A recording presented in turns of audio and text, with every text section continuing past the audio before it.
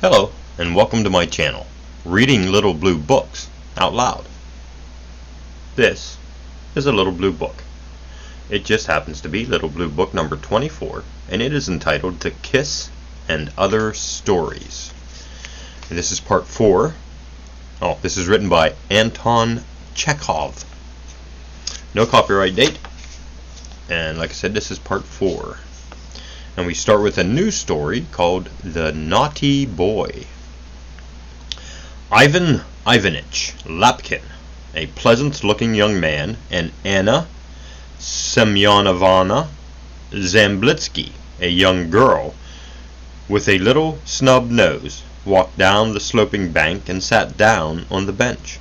The bench was close to the water's edge, among thick bushes of young willow. A heavenly spot. You sat down, and you were hidden from the world. Only the fish could see you and the cat paws which flashed over the water like lightning. The two young persons were equipped with rods, fish hooks, bags, tins of worms, and everything else necessary. Once seated, they immediately began to fish. "I am glad that we're left alone at last," said Lapkin, looking round. "I've got a lot to tell you, Anna. Tremendous. When I saw you for the first time, you've got a nipple. I understood then why am I alive. I understood then why I am alive. I knew where my idol was, to whom I can devote my honest, hard-working life. It must be a big one. Is it biting? When I saw you for the first time in my life, I fell in love. Fell in love passionately. Don't pull. Let it go on biting. Tell me. Darling, tell me. Will you let me hope? No? I'm not worth it. I dare not even think of it. May I hope for? Pull! Anna lifted her hand that held the rod, pulled, cried out. A silvery green fish shone in the air. Goodness, it's a perch! Help, quick! It's slipping off! The perch tore itself from the hook, danced in the grass toward its native element, and leaped into the water. But instead of the little fish that he was chasing, Lapkin quite by accident caught hold of Anna's hand. Quite by accident, pressed it to his lips. She drew back, but it was too late. Quite by accident their lips met and kissed. Yet it was an absolute accident. They kissed and kissed. Then came vows and assurances. Blissful moments. But there is no such thing as absolute happiness in this life. If happiness itself does not contain a poison, poison will enter it from without. Which happened this time. Suddenly, while the two were kissing, a laugh was heard. They looked at the river and were paralyzed. The schoolboy, Kolya, and his brother was standing in the water watching the young people and maliciously laughing. Aha! Kissing, he said. Righto! I'll tell Mother. I hope that you, as a young man of honor, Lapkin muttered blushingly. It's disgusting to spy.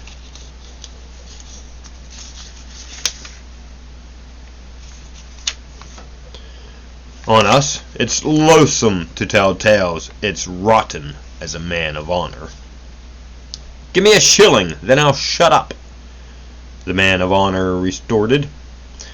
If you don't, I'll tell. Lapkin took a shilling out of his pocket and gave it to Kolya, who squeezed it in his wet fist, whistled, and swam away, and the young people did not kiss any more just then. Next day, Lapkin brought Kolya some paints and a ball from town, and his sister gave him all her empty pill-boxes. Then they had to present him with a set of studs like dogs' heads. The wretched boy enjoyed this game immensely, and to keep it going he began to spy on them. Wherever Lapkin and Anna went, he was there too. He did not leave them alone for a single moment. Beast! Lapkin gnarled his teeth. So young and yet such a full-fledged scoundrel. What on earth will become of him later? During the whole of July, the poor lovers had no life apart from him. He threatened to tell on them. He dogged them and demanded more presents. Nothing satisfied him. Finally, he hinted at a gold watch. All right. They had to promise the watch. Once at table, when biscuits were being handed round, he burst out laughing and said to Lapkin, "Shall I let on? Lapkin blushed fearfully, and instead of a biscuit, he began to chew his table napkin. Anna jumped up from the table and rushed out of the room. And this state of things went on until the end of August, up to the day when Lapkin at last proposed to Anna. Ah, what a happy day that was! When he had spoken to her parents and obtained their consent, Lapkin rushed into the garden after Kolya. When he found him, he nearly cried for joy and caught hold of the wretched boy by the ear. Anna, who was also looking for Kolya, came running up and grabbed him by the other ear. You should have seen the happiness depicted on their faces, while Kolya roared and begged them. "Darling, precious pets, I won't do it again. Ooh, forgive me." And both of them confessed afterwards that during all the time they were in love with each other, they never experienced such happiness, such overwhelming joy, as during those moments when they pulled the wretched boy's ears. It's the end of that story. New story. Old age. State Councilor Chekhov, architect, arrived in his native town, where he had been summoned to restore the cemetery church. He was born in the town. He had grown up and been married there, and yet when he got out of the train, he hardly recognized it. Everything was changed. For instance, 18 years ago, when he left the town to settle in Petersburg, where the railway station is now, boys used to hunt for marmots. Now, as you come into the Hill Street, there is a 4-storied hotel, Vienna, with apartments, where there was of old an ugly gray fence, but not the fence.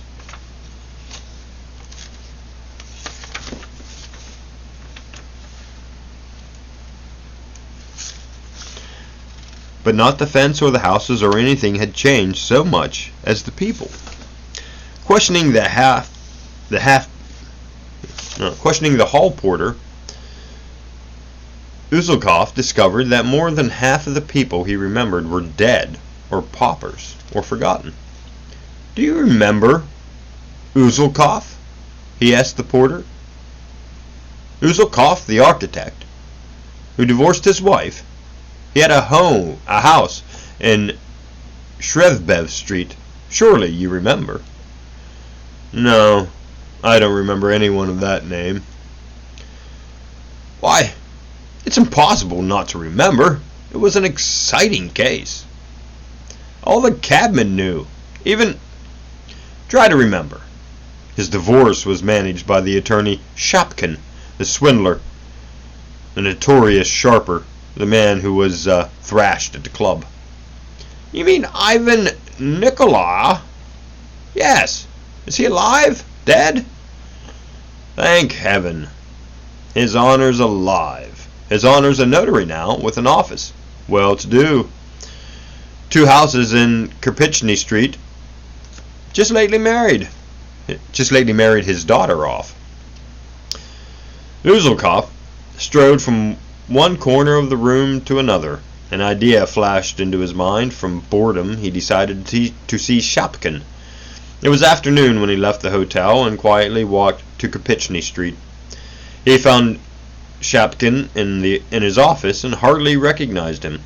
From the well-built, alert attorney with a quick, impudent, perpetually tipsy expression, Shapkin had become a modest, gray-haired, shrunken old man. "You don't recognize me. You have forgotten," Chekhov began. "I'm your old client, Chekhov." "Chekhov? Which Chekhov, eh?" Remembrance came to Shapkin. He recognized him and was confused, began exclamations, questions, recollections. Never expected. Never thought, chuckled Shapkin. What will you have? Would you like champagne? Perhaps you'd like oysters. My dear man, what a lot of money I got out of you in the old days. So much that I can't think what I ought to stand you. Please don't trouble, said Uzulkov. I haven't time. I must go to the cemetery and examine the church. I have a commission. Splendid! We'll have something to eat and a drink and go together. I've got some splendid horses. I'll take you there and introduce you to the church warden. I'll fix up everything. But what's the matter, my dearest man? You're not avoiding me, not afraid? Please sit nearer. There's nothing to be afraid of now. Long ago, I really was pretty sharp, a bit of a rogue. But now I'm quieter than water, humbler than grass. I've grown old, got a family, there are children. Time to die. The friends had something to eat and drink and went in a coach and pair to the cemetery. Yes, it was a good time. Shapkin was reminiscent, sitting in the sledge. I remember, but I simply can't believe it. Do you remember how you divorced your wife? It's almost 20 years ago, and you've probably forgotten everything, but I remember it as though I conducted a petition yesterday. My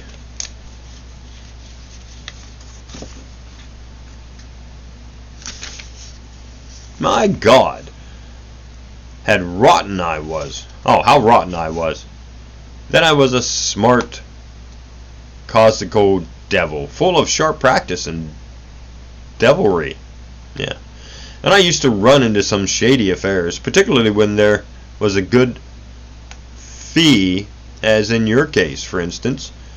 What was it you paid me then? 500? 600?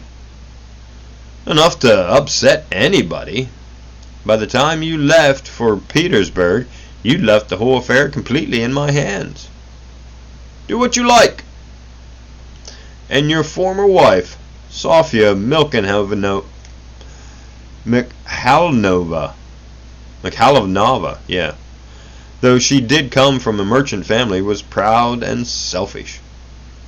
To bribe her to take the guilt on herself was difficult, extremely difficult. I used to come to her for a business talk, and when she saw me, she would say to her maid, Masha, surely I told you I wasn't at home to scoundrels. I tried one way, then another, wrote letters to her, tried to meet her accidentally, no good. I had to work through a third person. For a long time I had trouble with her, and she only yielded when you agreed to give her 10,000. She succumbed. She began to weep, spat in my face, but she yielded and took the guilt on herself. If I remember, it was 15, not 10,000 she took from me, said Uzulkov. Yes, of course. 15, my mistake. Shapkin was disconcerted. Anyway, it's all past and done with now. Why shouldn't I confess, frankly? 10 I gave to her, and the remaining 5 I bargained out of you for my own share. I deceived both of you. It's all past. Why be ashamed of it? And who else was there to take from Boris Petrovich, if not from you? I ask you. You were rich and well-to-do. You married in caprice. You were divorced in caprice. You were making a fortune. I remember you got 20,000 out of a single contract. Whom was I to tap if not you? And I must confess, I was tortured by envy. If you got hold of a nice lot of money, people would take off their hats to you. But the same people would beat me for shillings and smack my face in the club. But why recall it? It's time to forget. Tell me, please, how did Sofia Milkanova live afterwards? With her 10,000. On me pet plus badly. God knows whether it was frenzy or pride and conscience that tortured her, because she had sold herself for money, or perhaps she loved you. But she took to drink, you know. She received the money and began to gad about with officers in troikas. Drunkenness, philandering, debauchery. She would come into a tavern with an officer, and instead of port or light wine, she would drink the strongest cognac to drive her into a frenzy. Yes, she was eccentric. I suffered enough with her. She would take offense at some trifle and then get nervous. And what happened afterwards? A week passed, a fortnight. I was sitting at home writing. Suddenly the door opened, and she came in.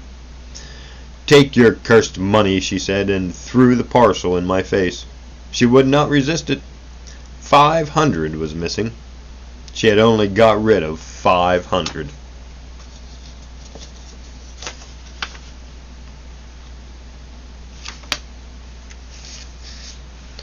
And what did you do with the money? It's all past and done with. What's the good of concealing it? I certainly took it.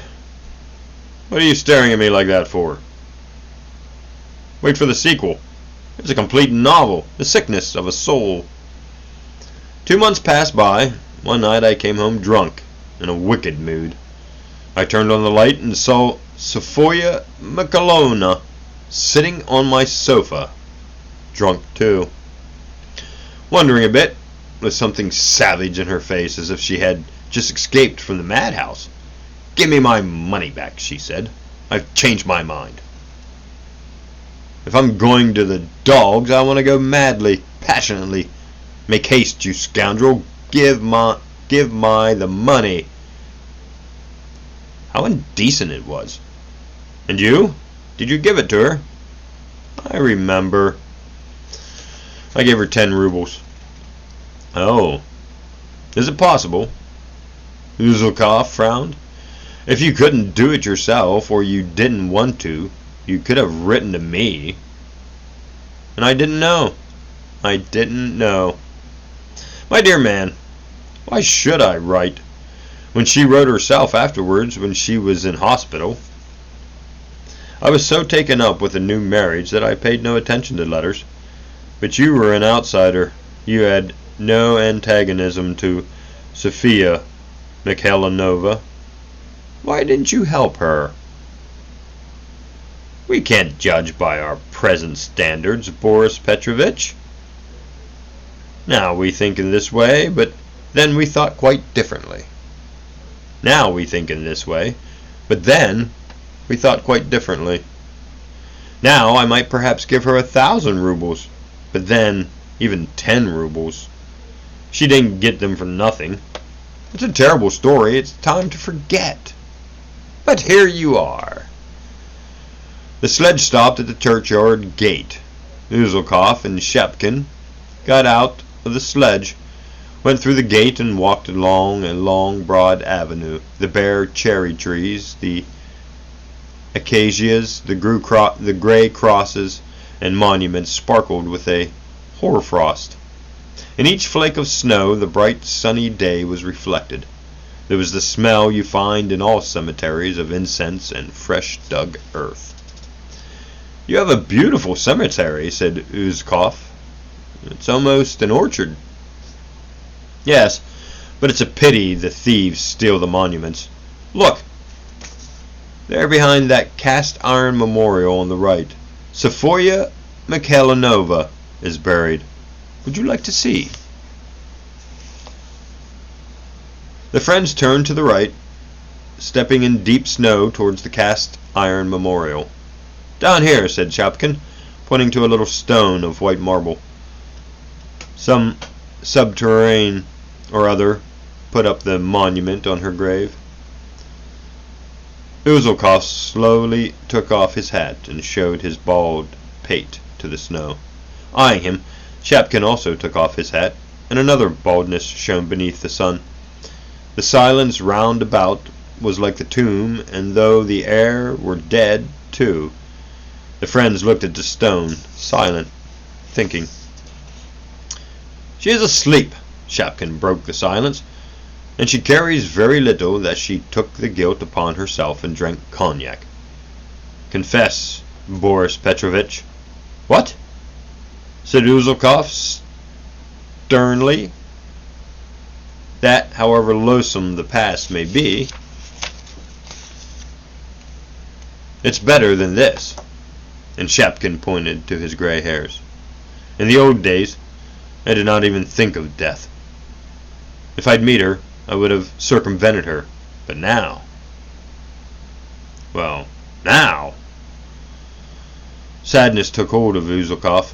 Suddenly he wanted to cry passionately, as he once desired to love. And he felt that these tears would be exquisite refreshing. Moisture came out of his eyes, and a lump rose in his throat. But Shapkin was standing by his side, and Uzulkov felt ashamed of his weakness before a witness. He turned back quietly and walked towards the church.